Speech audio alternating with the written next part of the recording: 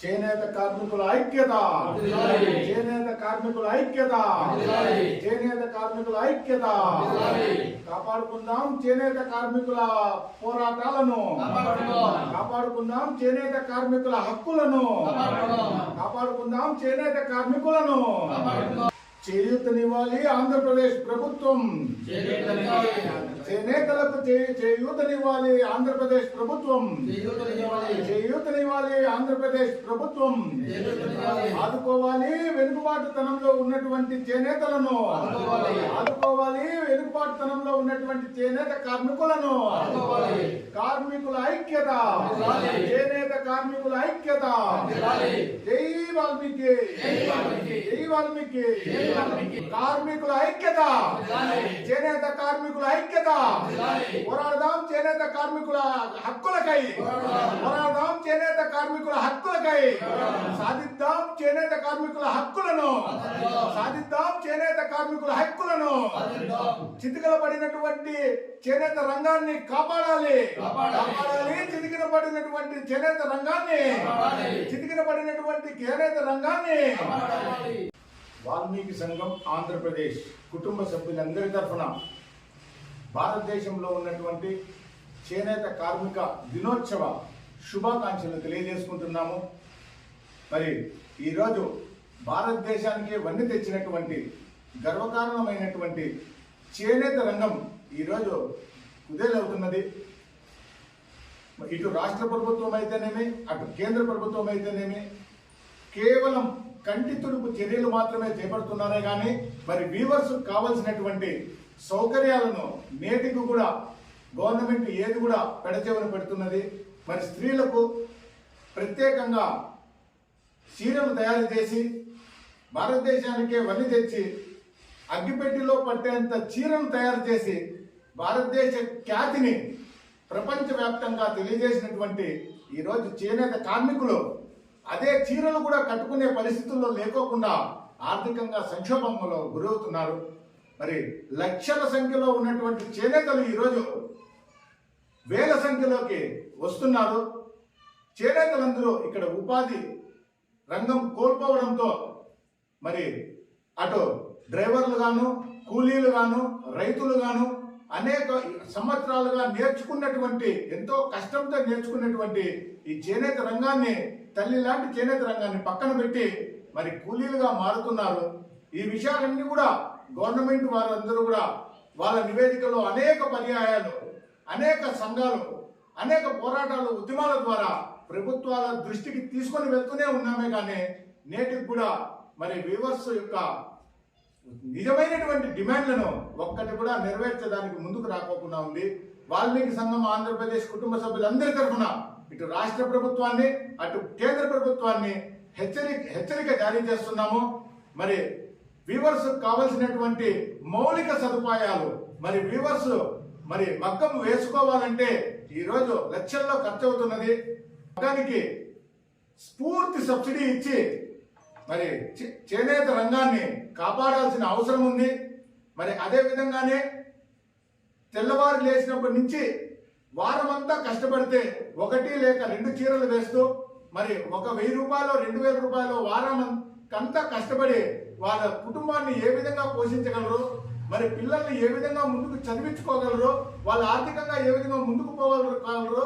కాబట్టి ఈ విషయాన్ని మీరు గమనించి మరి పిల్లలకు చదువుకునే దానికోసం ఎల్కేజీ నుంచి పీజీ వరకు విద్యను గవర్నమెంట్ వారే మరి పూర్తిగా వాళ్ళు వీవర్స్ చదువుకున్నంత వరకు మరి పూర్తి విద్యను, నాణ్యమైనటువంటి విద్యను వీవర్స్ ఇవ్వాలని, మరి ఇప్పుడు ఇస్తున్నటువంటి గవర్నమెంట్ 1.5 సెంటు భూమిలో మరి వీవర్స్ ఈరోజు చేనేత మగ్గాన్ని వేసుకునే విసులుబాటు లేదు కనుక 2.5 సెంటు ఇంటి కోసం వాళ్లకు కేటాయిస్తే ఈ బాడుగ ఇళ్లలో బాడుగలు కట్టలేని పరిస్థితుల్లో ఉన్నారు. కాబట్టి మరి గవర్నమెంట్ వారే 2.5 సెంటును కేటాయించి ఇంటిని కూడా నిర్మించి మరి వీవర్స్ కి ఇవ్వాల్సిన బాధ్యత ప్రభుత్వ రంగాల మీద ఉంది. అదే విధంగానే మరి వీవర్స్ ఈరోజు తెల్లవారి నుంచి సాయంత్రం వరకు కాళ్ళు, చేతులు, తల, మొత్తం శరీరం అంతా కూడా దీని మీద కళ్ళు దృష్టి అంతా కూడా పెట్టి వారమంతా నెలంతా కూడా సంవత్సరాల తరబడి ఈరోజు కష్టపడుతున్నారు. వారికి 50 సంవత్సరాలకు పింఛన్ ఇస్తామని చెప్పడం చాలా ఆనందకరమైన విషయం. మరి వారికి ఫుల్ ఇన్సూరెన్స్, ఎలాంటి ఇబ్బందులు వచ్చినా కూడా, ఎలాంటి హెల్త్ ఇష్యూస్ వచ్చినా కూడా రాష్ట్ర ప్రభుత్వం, కేంద్ర ప్రభుత్వాలు ఎక్కడ హాస్పిటల్లో పోయి చూపించుకున్నా కూడా వాళ్ళకు పూర్తి సబ్సిడీలతో వాళ్ళ వ్యూవర్స్కి ఈరోజు చేనేత రంగంలో ఉన్నటువంటి వాళ్ళకు అందరికీ కూడా మరి పూర్తి ఆరోగ్యాన్ని ఇవ్వాల్సిన అవసరం ఉంది. మరి అదే విధంగానే ఈరోజు ఆర్థికంగా ముందుకు పోయే దానికోసము సబ్సిడీలు ఏ విధంగా అయితే గవర్నమెంట్ వారు ఈ రా మెటీరియల్ మీద పూర్తిగా సబ్సిడీని ఇప్పుడు ట్యాక్సులను, సెస్సులను, ఇటు రాష్ట్ర ప్రభుత్వాలు అయితే ట్యాక్సులు, అటు కేంద్ర ప్రభుత్వాలు అయితే సెస్సులు వేసి మరి చేనేత రంగానికి ఈరోజు కుదేలవుతున్నా కూడా ఏమి పట్టించుకోకుండా ఈరోజు రైతు మరి వేస్తున్నటువంటి చీరలు వేస్తున్నటువంటి వారికి 500-1000 రూపాయలే వస్తుంది. మరి గవర్నమెంట్కి మాత్రం ఒక చీర మీద 1000 రూపాయలు చేనేతలు ఎందుకు సెస్ కట్టాలా, ఎందుకు ట్యాక్స్ కట్టాలా?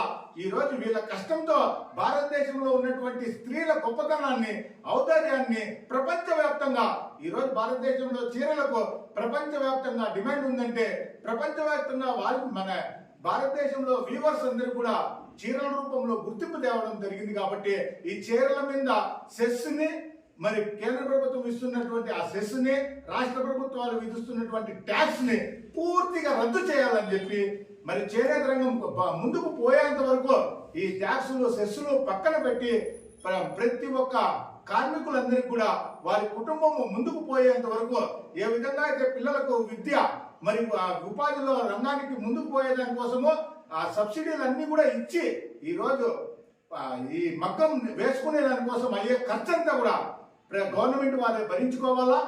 మరి అదే విధంగానే 50 సంవత్సరాల్లో ఉన్నటువంటి ప్రతి ఒక్కరికి పింఛన్ని ఈరోజు 15,000కు చేర్చాలని చెప్పి డిమాండ్ చేస్తున్నాము. మరి ఎలాంటి హెల్త్ ఇష్యూస్ వచ్చినా కూడా, ఎలాంటి సూపర్ స్పెషాలిటీ హాస్పిటల్లో చేరినా కూడా ₹1 కూడా తీసుకోకుండా కేవలం ఆ కార్డులు ఉండే ప్రతి ఒక్క వ్యూవర్లందరికీ కూడా ఫ్రీగా ఉచిత విద్య, ఆరోగ్యాన్ని ఇవ్వాలని చెప్పి మరి అదే విధంగానే ప్రతి ఇంటికి కూడా స్థలాన్ని 2.5 సెంటు స్థలంతో పాటు ఇంటి నిర్మాణాన్ని కూడా చేసి వాళ్ళకు పూర్తిగా ఇంటి నిర్మాణం చేసి అందివ్వాలని చెప్పి తెలియజేసుకుంటున్నాము.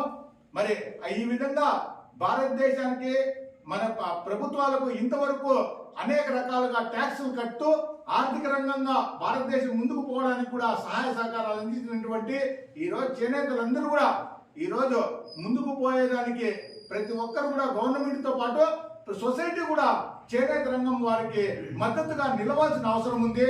మరి ఈరోజు ఆ పవర్ లూమ్స్ లో వస్తున్నటువంటి ఆ విదేశీ వస్త్రాలను బహిష్కరించాలని చెప్పి ఆ రోజు 1905లోనే మన గాంధీజీ గారు స్వతంత్రం కోసం పోరాటాలలో విదేశీ వస్తువులను, విదేశీ దుస్తులను బహిష్కరించాలని చెప్పి ఆ రోజు కోల్కతాలో ఇదే రోజున ఆగస్టు 15వ తేదీన పిలుపునివ్వడం జరిగింది. దాన్ని పురస్కరించుకునే ఈరోజు 2015లో 15 నుంచి మరి మోడీ గారు, బీజేపీ గవర్నమెంట్ లో మోడీ గారు 2015వ సంవత్సరం నుంచి ఈ రోజును చేనేత కార్మిక దినోత్సవంగా ప్రకటించడం జరిగింది. కనుక ప్రతి ఒక్కరు కూడా ఏ విధంగా అయితే పోరాటాలు, ఉద్యమాలు చేస్తూ ఈరోజు వీవర్స్ కి అండగా ఉన్నారో వాళ్ళందరికీ కూడా వాల్మీకి సంఘం ఆంధ్రప్రదేశ్ తరఫున కృతజ్ఞతలు తెలియజేసుకుంటూ ప్రతి ఒక్కరూ వీవర్స్ ని ప్రతి ఒక్కరూ కూడా ఆదరించాలని చెప్పి ముందుకు తీసుకొని పోవాలని, ఈరోజు చేనేత రంగంలో వచ్చినటువంటి దుస్తుల్నే ప్రతి ఒక్కరూ వేసుకోవాలని, ఈ పవర్ లూమ్స్, ఈ పాశ్చాత్య దేశాల నుంచి వచ్చినటువంటి దుస్తులను బహిష్కరించాలని చెప్పి తెలియజేసుకుంటూ మరి రాష్ట్ర ప్రభుత్వానికి, కేంద్ర ప్రభుత్వానికి ప్రతి ఒక్క వీవర్ ఆర్థికంగా ముందుకు పోయేంత వరకు ప్రతి ఒక్కరు కూడా ఎలాంటి సెస్సులు కానీ విధించుకోకుండా వాళ్ళు ఆర్థికంగా ముందుకు పోయేంత వరకు ప్రతి ఒక్క గవర్నమెంట్ సహాయ సహకారాలు అందించాలని చెప్పి వాల్మీకి సంఘం ఆంధ్రప్రదేశ్ తరఫున డిమాండ్ చేస్తూ మరొక్కసారి వాల్మీకి సంఘం ఆంధ్రప్రదేశ్ కుటుంబ సభ్యులందరి తరఫున జాతీయ చేనేత దినోత్సవ శుభాకాంక్షలు తెలియజేసుకుంటున్నాము. జాతీయ చేనేత కార్మికులు, జాతీయ చేనేత కార్మికులు చేనేత దినోత్సవం శుభాకాంక్షలు రాష్ట్ర ప్రజలకు అందరికీ కూడా తెలియజేస్తూ మన చేనేత వ్యవస్థ పైన పవర్లూమ్ చాలా వరకు దెబ్బతీస్తుంది. మన చేతి వృత్తులు మరింత దిగజారి వారికి కూలీలు కూడా గిట్టుబాటు రాకోకుండా ఇవాళ చేనేత వ్యవస్థ కుంటుపడుతుంది. ప్రభుత్వాలు దీనిని గమనించాలి. ఇచ్చినటువంటి రేషాలపైన సబ్సిడీలు అయితేనేమి వీవర్స్కి గిట్టుబాటు అయ్యే విధంగా ప్రభుత్వాలు చర్యలు తీసుకోవాలని మనం చేసుకుంటున్నాను.